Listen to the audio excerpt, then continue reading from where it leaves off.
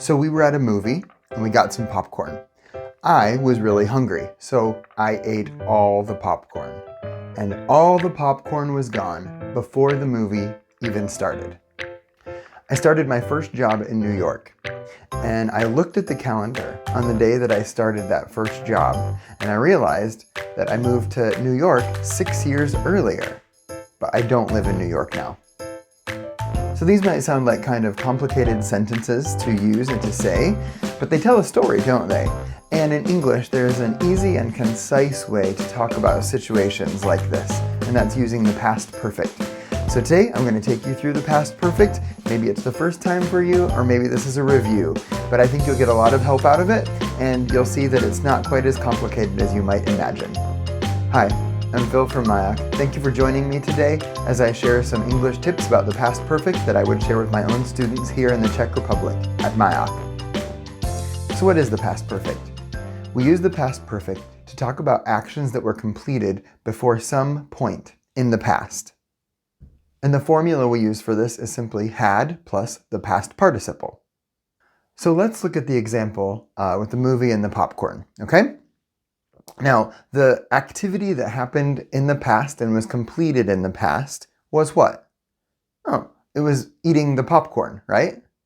So I could say, I had eaten all the popcorn.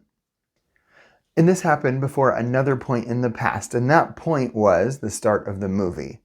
So my whole sentence could be, I had eaten all the popcorn before the movie started.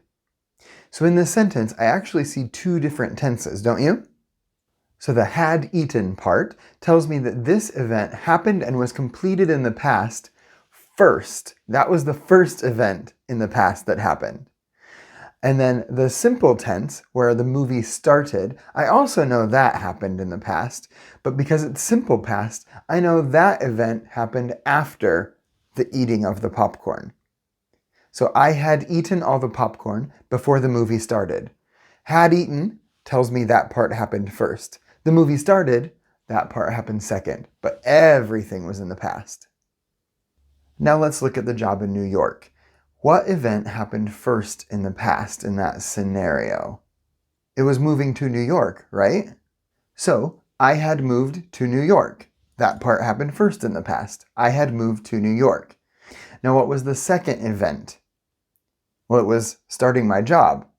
So, the whole sentence could be, I had moved to New York 6 years before I started my first job.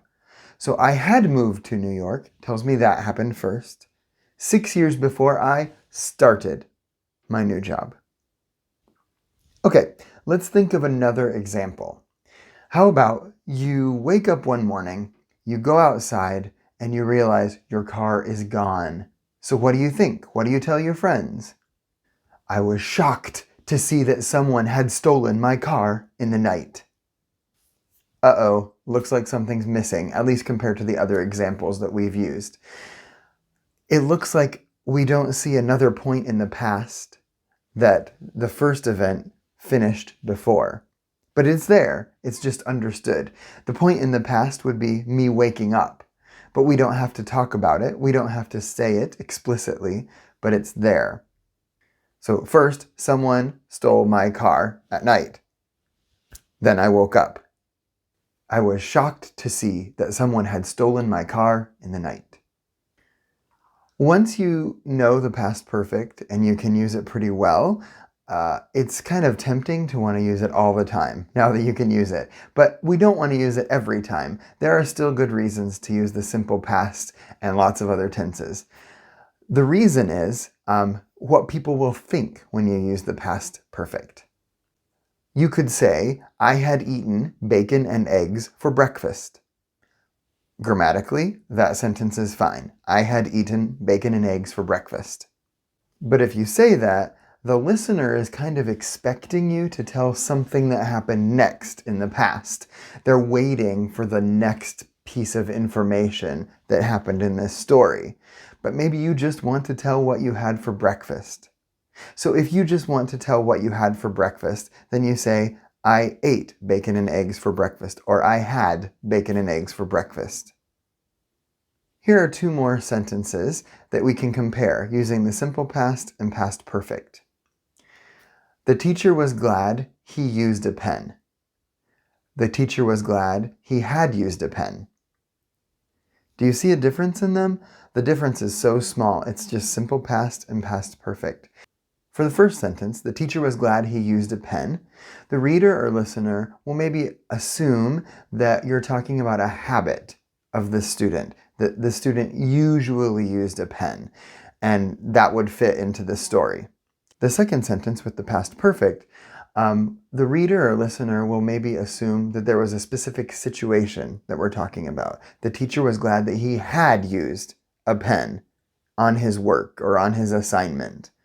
So there's a very subtle difference, but it is there. So it's important to study these and read a little bit more about them, use them a little bit to see the differences in the times that we use them. So a quick rundown on negatives and questions with the past perfect. Negatives are pretty easy. You just put the word not between had and the past participle. So we had talked about, I had eaten all the popcorn before the movie started. Or if it's a negative, I had not eaten all the popcorn before the movie started. Simple. Add not between the two. And with questions, we just change the word order a little bit. We have had plus the subject plus the past participle. So if we say, he had eaten all the popcorn before the movie started, we can now change it into a question. Had he eaten all the popcorn before the movie started? And those are the basics of the past perfect. You have it now. Now you have to use it. Thanks for joining me today. I hope this brought some hope and help and a few new tools on your journey with English. Have a good day.